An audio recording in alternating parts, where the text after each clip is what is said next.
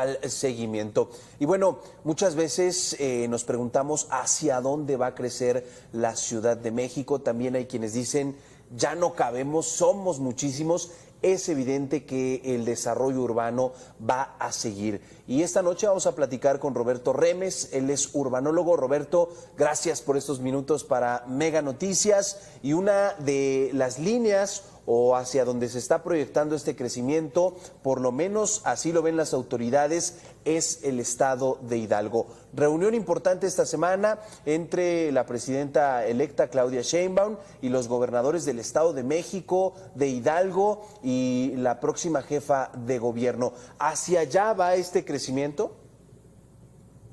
A ver, es muy probable que sí, por una razón. Nosotros tenemos montañas hacia el sur, hacia el oriente y hacia el poniente, pero pasando la Sierra de Guadalupe hacia el norte, en realidad las montañas están mucho más lejos, entonces eso da mayores espacios para crecer sin afectar bosques, para crecer sin afectar la recarga de mantos acuíferos. Y al mismo tiempo, como esa zona ha estado recibiendo las aguas residuales de la Ciudad de México por décadas, pues sus acuíferos tienen agua que se ha venido filtrando, que eventualmente podría ser utilizada para consumo humano. Entonces esto da como espacios urbanizables. Ahora, ¿qué es lo que nos debe preocupar?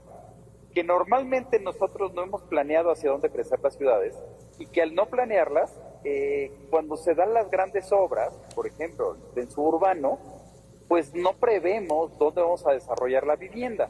Entonces ahora estamos muy cerca de que se abra la operación de 6 nuevas estaciones del tren suburbano, sin considerar la estación de la IFA, las 6 estaciones intermedias, y ya se está urbanizando la zona sin que haya planeación, sin que haya una previsión de qué perfil de vivienda, de qué servicios, de cómo se va a integrar la vivienda con el transporte público. Entonces, al crecer con un tren suburbano o interurbano hacia Pachuca, por ejemplo, y que se habla de 3 estaciones intermedias, estas 3 estaciones intermedias deben de tener una planeación tal que no afecten las localidades que ya existen, ¿no? Que afecten lo menos posible, que no se encarezca para los locales comerciales, la vivienda misma, y que la vivienda nueva quede integrada al tren suburbano de la mejor manera, con las mejores recomendaciones internacionales.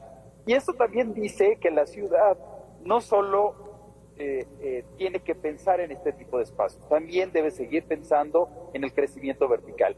Y ese crecimiento vertical siempre va acompañado de ciertas polémicas. Por ejemplo, hubo el bando número 2 hace unos años. El bando número 2 permitía la construcción de vivienda en las alcaldías centrales, pero esto a su vez se tradujo en un encarecimiento bestial del suelo, y hoy lo que tenemos son fenómenos especulativos. Entonces tenemos que tomar las mejores medidas para evitar esas especulaciones.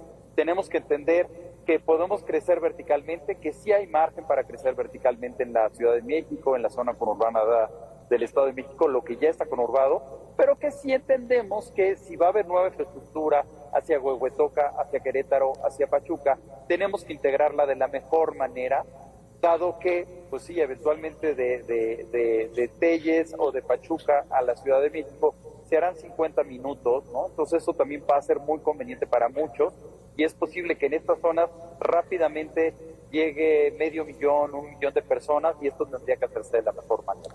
Claro, de hecho ayer platicábamos sobre la Ciudad de México, de estos límites en las rentas precisamente para que no haya un gran movimiento de personas. Hablábamos de 1,000,000 de cabezas de familia que en este momento rentan en la Ciudad de México y que han visto encarecerse los precios de las rentas. Entonces, Roberto, es tiempo de planear esta reunión y sobre todo el objetivo que se tiene de visualizar el futuro de esta zona es relevante porque mencionas pues la inercia del movimiento de infraestructura y económico ya está ganando a la planeación. Como bien señalas, está el tren Ciudad de México AIFA, se anunció que del AIFA seguirá hasta Pachuca, se anunció ya también el tren México-Querétaro, que tendrá un destino más lejos, pero de entrada conecta con esta ciudad también importante del centro de México. Importantísima la planeación, los recursos y la viabilidad.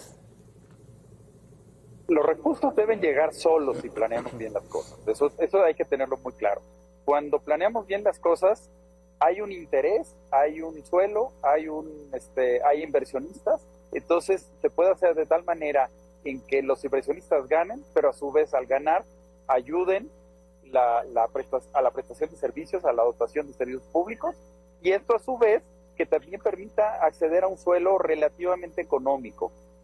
A todos nos gusta mucho más utilizar suelo central, pero sabemos que a veces es muy complicado. Entonces, hacer los desarrollos cerca del transporte público y sobre todo ahora que vienen estos trenes, pues sí es una posibilidad, pero justo tenemos que entender que si los planeamos bien, no tiene por qué haber tanto recurso público, sino más bien organizar mucho mejor la participación del sector privado, no permitir la especulación privada del suelo y evitar el encarecimiento del suelo, que eso va a terminar afectando tanto a los comuneros, ejidatarios actuales, dueños del suelo, como eventualmente a los futuros compradores de esa vivienda o usuarios.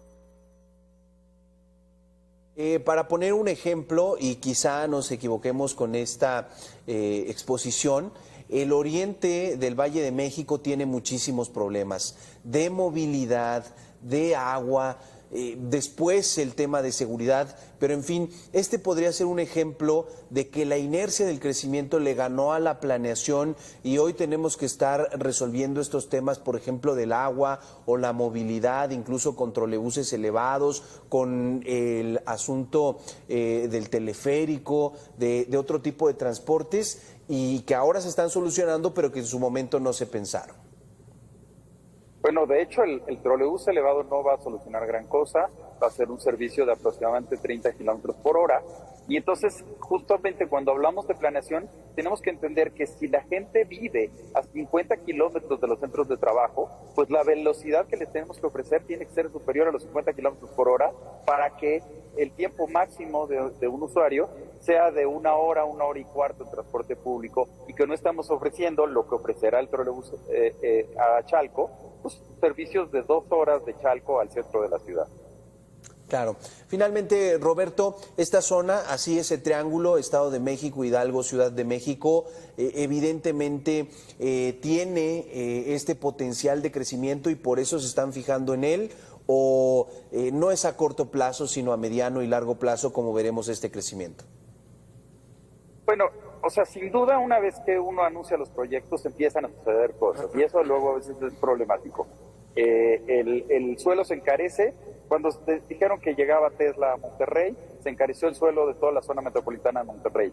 Ahora que se suspendió el proyecto, pues es muy probable que se desplomen los precios del suelo allá. Pero justo acá, al anunciar el tren a Pachuca, es probable que ya haya especulación, que ya haya gente interesada en comprar en pocos pesos por metro cuadrado los terrenos en un radio de 2 o 3 kilómetros alrededor de la línea del tren, del posible tren a Pachuca, del derecho de vía.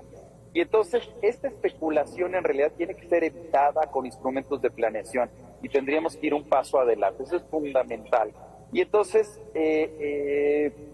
o sea, la viabilidad de los proyectos está justamente en eso, porque el día de mañana podríamos también pensar en ramificar los servicios, los trenes, y también ir dotando de vivienda donde sea posible y al mismo tiempo evitar también lo que ya sucedió en el tren suburbano. Cuando el tren suburbano llegó a Cuautitlán, también los usos de la forma en que se utilizó el suelo cercano a las estaciones no fue la más adecuada. Abrieron hoteles, abrieron centros comerciales, pero no abrió tanta vivienda, cuando pues cada estación debería estar recibiendo entre 10,000 y 40,000 habitantes si las planeamos adecuadamente, ¿no? Incluso podría ser más, pero por lo menos entre 10,000 y 40,000 por estación bien planeado ayudaría muchísimo a dotar de vivienda bien conectada con la ciudad. Platicamos esta noche con Roberto Remes, él es urbanólogo y muy importante la plática de hoy porque pues generalmente vemos que crece la ciudad, pensamos que así debe de crecer, pero cada infraestructura, cada punto de transporte, cada acción que realizan las autoridades tendría que estar equilibrada entre vivienda, comercio, los tipos de comercio, en fin, vendrá entonces de entrada ya esta reunión entre las autoridades y estaremos muy pendientes si es que la planeación pues va cumpliendo estos objetivos que hoy nos planteas. Roberto, muchísimas gracias por estos minutos para Mega Noticias. A la orden, Abel. Buenas Gracias. noches.